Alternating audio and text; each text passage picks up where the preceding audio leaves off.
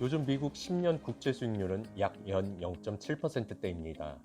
지난 9월 FOMC에서 연준은 평균 물가 상승률 목표를 연 2%, 즉 사실상 향후 3년간 금리를 올리기 어렵다고 예상한 것입니다. 또한 연준은 미국 국채도 지속적으로 매입할 것입니다. 금리 상승을 기대하기 어렵다는 이야기입니다. 주요 우량 등급 국가의 국채 수익률은 어떨까요? 일본은 제로금리, 독일과 같은 유럽의 A등급 이상 국채는 대부분 마이너스 금리입니다. 이번 영상의 주제인 중국 국채는 어떨까요? 중국 10년 국채 수익률은 약 연 3.1%대로 다른 A등급 국채와 연 2에서 3% 정도 차이가 납니다. 지금 미국은 코로나19 재확산에 따른 높은 실업률, 메가톤급 부양책에 따른 재정 적자, 신용등급 하락 전망 등 달러의 추가 하락 우려도 짙습니다. 글로벌 채권의 수익률이 떨어지자 글로벌 국제 투자의 방향이 점차 중국으로 향하고 있습니다. 하지만 수익률만 보고 중국 국채에 투자하는 것이 올바른 선택일까요? 중국 국채를 사려면 위안화로 환전을 해야 하는데 환율은 어떨까요? 이번 글로벌 팩트체크의 주제는 중국 국채 투자에 대한 이야기입니다.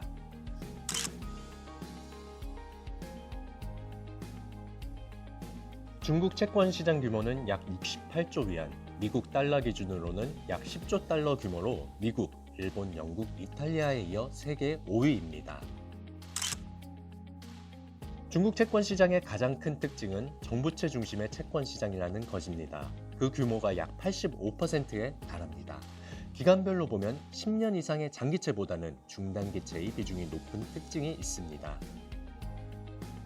중국 국채의 가장 큰 수요자는 중국은행입니다. 중국의 은행들은 정부와 특수관계에 있기 때문에 국채 보유 비중이 높은데 보통 채권을 만기까지 보유하는 특성이 있어 시장에 거래되는 채권의 유동성은 낮은 편입니다. 이외 외국인, 증권, 보험사들의 수요가 있지만 비중은 매우 낮은 편이나 외국인의 보유 비중은 최근 들어 늘어나고 있는 추세입니다. 중국의 10년 국채 수익률은 다른 선진국에 비해 매우 높은 편입니다. 미국과 중국의 금리 차이는 연 2.4%에 달하는데 미국이 금리를 인상하기 어렵다는 점을 감안하면 이와 같은 금리 차는 유지될 것으로 보입니다. 글로벌 자금이 과연 중국으로 향할까요? 2019년 중국은 기준 대출금리를 대신하여 LPR, 대출 우대금리를 도입합니다. LPR을 기초로 대출금리를 산정하고 있기 때문에 사실상 기준금리라고 볼 수 있습니다. 올해 중국도 이 LPR을 두 차례 인하여 현재 연 3.85%까지 내려온 이후 6개월째 유지되고 있습니다. 중국의 시장금리 동향을 보면 올해 5월까지는 하락하다 경기회복세가 보이자 반등하고 있는 모습입니다.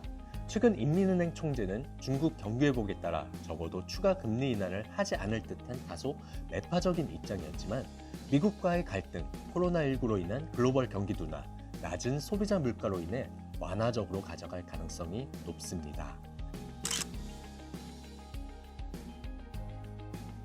위안화는 올해 변동성이 안정적인 환율 중에 하나였습니다. 주요 선진국 화폐 대비 위안화의 변동성은 낮게 나타났습니다. 해외 채권을 투자할 때 채권 수익률보다 더 중요한 것은 환율입니다. 과거 수출 주도형 성장 시대 때 중국 정부는 위안화 약세 정책을 실행하였지만 이제는 중국의 환율 정책이 완전히 달라졌습니다. 2008년 금융위기 이후 중국의 주요 수출 시장인 선진국의 경기 침체와 중국의 인건비 상승 등으로 가격 경쟁력이 낮아지자 점차 중국은 수출 중심의 성장의 한계를 느낍니다. 이에 2012년 시진핑 주석은 중국몽이라는 비전을 제시하며 기존 수출 중심에서 내수 중심 정책으로 방향을 선회합니다. 특히 미국의 수출 의존도를 낮추고 위안화의 절상을 통해 수출보다 소비를 진작시키는 것입니다. 2020년 이번에는 미국이 대놓고 중국과 멀어지겠다 합니다. 이에 시진핑도 쌍순환적 발전이라는 새로운 아젠다로 대응을 합니다. 쌍순환적 발전은 내수 위주의 자립경제에 집중해 미국의 의존도를 줄이고 해외 시장을 공략하겠다는 의미로 해석할 수 있습니다. 이를 위해서 중국 내의 자체 공급, 자체 소비가 가능해야 합니다.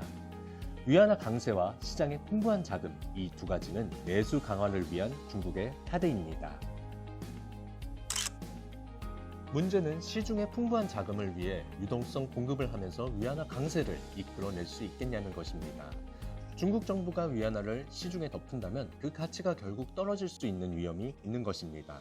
따라서 위안화를 시장에 풀어도 강세를 이어갈 수 있으려면 이에 맞는 위안화의 글로벌 수요가 필요합니다. 중국은 2017년 채권통을 개통해 외국인이 직접 중국 채권 시장에 투자할 수 있도록 했습니다. 그리고 2019년 국제 채권 지수에 중국 국채가 편입되어 외국인의 중국 채권 매수가 증가했습니다. 올해 9월 중국에는 반가운 소식이 전달됩니다. 글로벌 지수 제공업체 FTSE 러셀이 중국 국채를 세계 국채 지수에 2021년 10월부터 편입하기로 했다는 소식입니다. 이에 따라 중국 국채를 매수하기 위한 위안화의 글로벌 수요도 늘어날 것으로 보입니다. 글로벌 국채 지수 시장은 약 2.5조 달러, 중국 국채의 편입 비중은 약 5.7%인데 이를 추정하면 약 1,400억 달러의 규모입니다. 실제 매입은 2021년 9월부터 약 20여 개월 동안 단계적으로 진행됩니다. 이에 따라 외국인의 중국 국채 보유 비중은 지금보다 더 늘어날 전망이고 액티브 펀드까지 가세하면 그 매수세는 더 강해질 전망입니다. 중국 국채는 선진국 대비 높은 금리와 하반기 중국의 통화정책 완화 가능성도 배제할 수 없는 상황에서 강세가 예상됩니다. 또한 환율 변동성도 낮아 외국인의 매수도 꾸준히 이어지고 있습니다. 한국은행 자료에 따르면 금년도 7월까지 외국인의 중국 채권 매입은 약 714억 달러인데 5월과 7월 사이 약 516억 달러를 매입한 것으로 나타났습니다. 최근 들어 매수세가 더 강해진 모습입니다. 코로나19 이후 빠른 경제회복세에 대한 투자자들의 신뢰와 중국 정부의 채권시장 개방 확대도 긍정적입니다. 이에 더해 글로벌 채권지수 편입은 향후 안정적인 매수 기반이 될 것으로 보여집니다.